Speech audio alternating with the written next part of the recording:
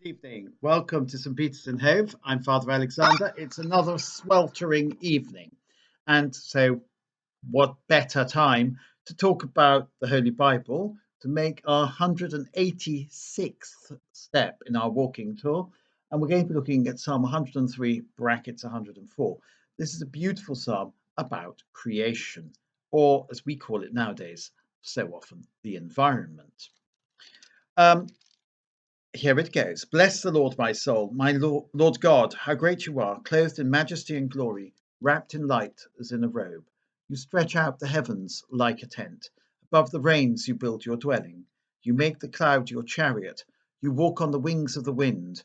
You make the winds your messengers, flashing fires your servants. You founded the earth on its base to stand firm from age to age. You wrapped it with the ocean like a cloak. The waters stood higher than the mountains. At your threat they took to flight. At the voice of your thunder they fled. They rose over the mountains and flowed down to the place you had appointed. You set limits they might not pass, lest they return to cover the earth. You make springs gush forth in the valleys. They flow in between the hills. They give drink to all the beasts of the field. Wild asses quench their thirst. On their banks dwell the birds of heaven. From the branches they sing their song. Now it goes on, but let's just stop there for a moment. First of all, the first thing you've got to admit, and it's not a problem for us to admit, that the picture of the cosmos it paints is a distinctly old-fashioned one. Imagine the cosmos looks like this. It's a large plate. In the middle of this flat disk is the earth, the land, and surrounded by it is sea. And then over this plate is sort of a large bowl, which is the firmament of the heavens. Above this bowl are the waters above the heavens, which create the rain, and above that is the dwelling place of God. The earth is firmly fixed on its base, so it's not going to go anywhere. So that's what it looks like. They don't have the idea that we have of the earth as a ball suspended in space or rotating around the sun or anything like that. Rather, their view of the earth is this flat earth and a firmament above it. However, we don't hold with that, and we're not obliged to hold with that. It's not dogma, it's not the doctrine of the church. That's the way people imagined the world to be in those days, based on the evidence they had. We imagine the world to be rather different, based on the evidence that we have. And of course, the evidence we have may change in the future, and our picture of the world may change, or the universe may change in the future. Worthwhile to remember that. But one thing that is to be believed here is the idea that God has set limits. So at your threat, they took to flight. They rose to the mountain to the place you had appointed. God has set the waters a certain limit. He's created a place of the waters. He's created a place of the earth.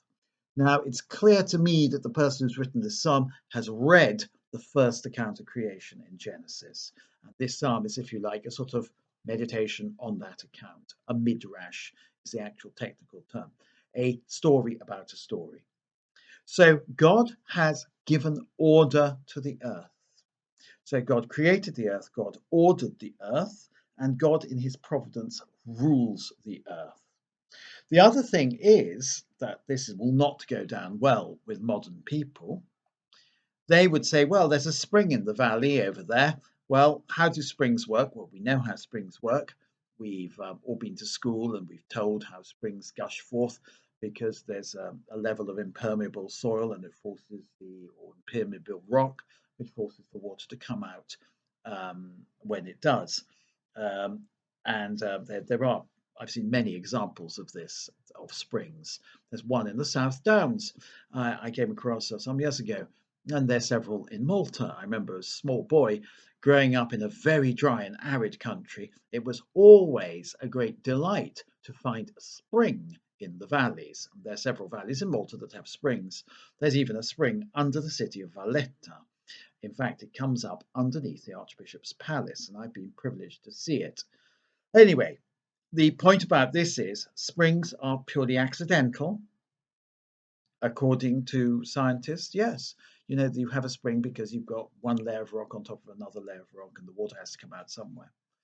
But here, you make springs gush forth in the valleys.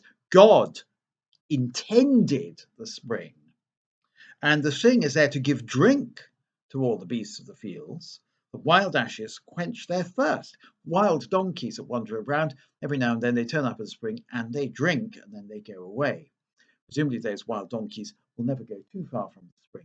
In other words, God has provided the spring for the wild beasts. Now, here you have a thing that the modern world rejects. The modern world says things exist. Well, they can hardly say anything else. We Christians say things exist for a purpose. Things exist. God intended them for our use or for the use of animals.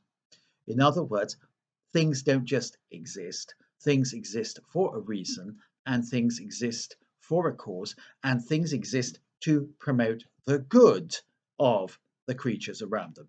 The animals are sentient creatures. They love water, so the animals are happy because they found a spring. We human beings love water. We need water. It's necessary for us. So the springs exist for our good. The springs are a gift from God, the beneficent giver of all good gifts. Well, the atheists would say, no, that's rubbish, that's something you exist, that idea exists in your head, but it doesn't exist in reality. A spring is just a spring. Well, you know which side I stand on. A spring, when I find a spring in the valley, I thank God for it. I think how good God is that he has given us this spring. Now, so that's the very first thing we've got to understand about the creation. It is God's gift to us, and it's a sign of God's goodness to us. Now, if that is true, it follows that creation is not to be seen as something indifferent, it's not to be seen as something malign, and it's not to be seen as something threatening. Ghost stories go back to the pagan past. Ghost stories are incompatible with Christianity. Ghost stories, the idea that the place is haunted, is an anti-Christian idea. In fact, the ancients, particularly the ancient Romans, and somebody like the poet Virgil, who I've mentioned before, who was a very pious man, believed that every spring, every river, every wood, every meadow, every valley, every mountain was haunted by the spirit of the place. Now, haunted best means the spirit of the place hung around that place. Wasn't necessarily a malign spirit. In fact, it could be a good spirit, but everything in nature was haunted. In other words, nature, there were animae, there were spirits in nature. Now, many people believe this even to this day. They call them animists. We used to call them pagans, but that's thought to be a bit rude, so we now call them animists. It's not true. There are no nymphs dwelling in the woods. There are no dryads in the water. There are no other delightful creatures frisking around in the waves. This is simply untrue. The river has no personality. Nature as a whole has no personality. When people talk about nature as she, that's a personification, we shouldn't take that as more than a poetic flight of fancy. To talk about nature as a person is effectively animism. And animism, or to give it its old-fashioned name, paganism. Nature does not have a personality. Nature is a thing given to us by God. The ecosystem, okay, bits of nature are interdependent, that makes sense. The ecosystem does not have a personality. The ecosystem cannot suffer because it doesn't have a personality. The world has no soul, so it cannot feel sorry for itself. The world is beneficent and loving in a analogous sense because God is beneficent and loving, but the world is inanimate. Now, this is really very important.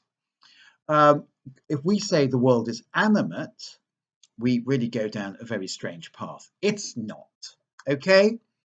Also, I have to say, disappointing as this may be to many people, animists don't have anything to teach Christians.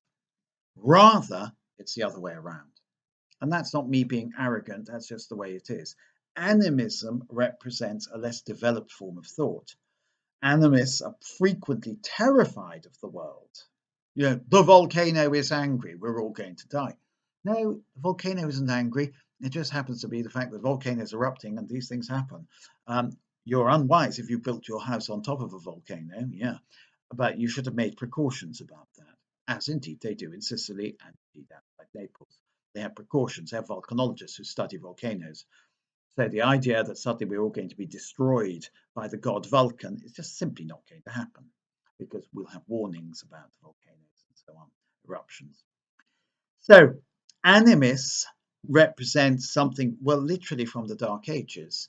Yet we always want to go back, don't we, to ghost stories, this place is haunted, oh, we've offended the spirits, and so on and so forth. No, there are no spirits. The spirits do not exist.